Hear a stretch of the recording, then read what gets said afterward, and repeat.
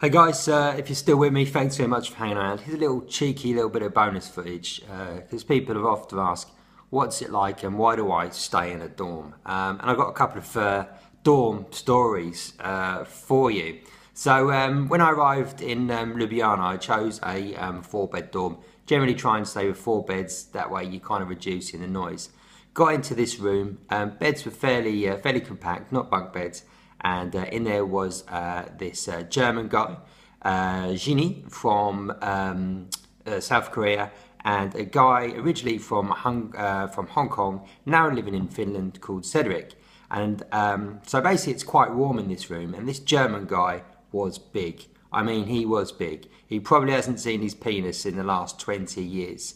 So anyway, it's quite hot. It comes to bedtime. People sort of tend to get changed. This guy stripped down completely naked, apart from his pants.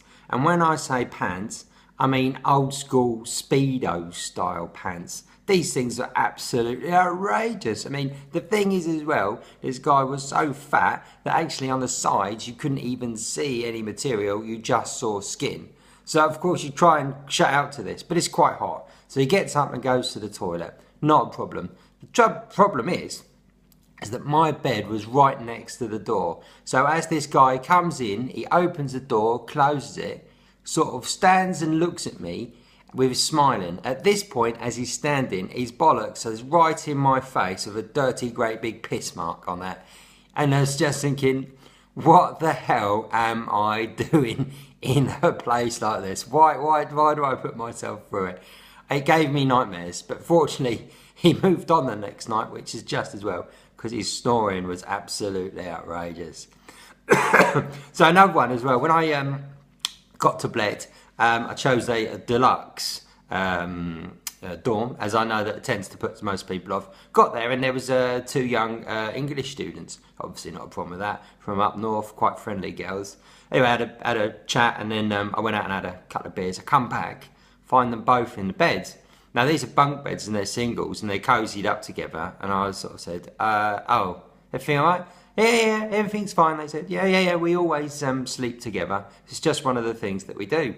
Right, okay, yeah, no, that's absolutely fine. So, whatever, just go to sleep. Anyway, in the night, I was woken up by what sounded like a gunshot. This thing was it was crazy. It was so loud. And then I realised it wasn't a gunshot. It was one of them fine. This thing was absolutely outrageous. It woke me up, it shook the foundations and blew their duvet off. It was incredible. Couldn't believe it. Fortunately, when I saw them in the morning, I don't know if they knew what they did, but they just chose to smile sweetly and just poodled on their way. and then when I got to this place called Pliskovic, really small, teeny little place, and I got upgraded to basically my own bedroom in a old farmhouse building because the dorms were full. So this is quite nice. So it's like a proper full-on house basically, with a living room and kitchen and all the rest of it. So I had a little look around, as you do, and then had a look in the fridge, and the fridge was packed full of beer. I mean, it had tins of lager in there, Jägermeister, pear schnaps, the work. So I was kind of thinking, oh, this could be a bit of a Larry one tonight. What happened? So anyway, I didn't get to see these guys when they come back, because I was knackered and tried to get an early night. In the morning when I got up, who turns up? I'm sitting down having breakfast. There's three women who've got to be in their like mid-50s, just rock up. I thought to myself, there must be other guests. There must be other guests. Time goes on, you realise, no, it's not. It's these three old ladies. Because that breakfast table, as they're neatly arranged in all the fruit and all the jams and the bread and so on, what comes out? The Jägermeister and pear schnaps for breakfast. So of course I'm sitting there, don't speak any Slovenian, they don't really speak much English, but one thing they did speak was giving me a shot glass and topping it up with some pear schnaps. So I had to sort of say to them, this is for breakfast. Yep. These three old girls, bang, just like that.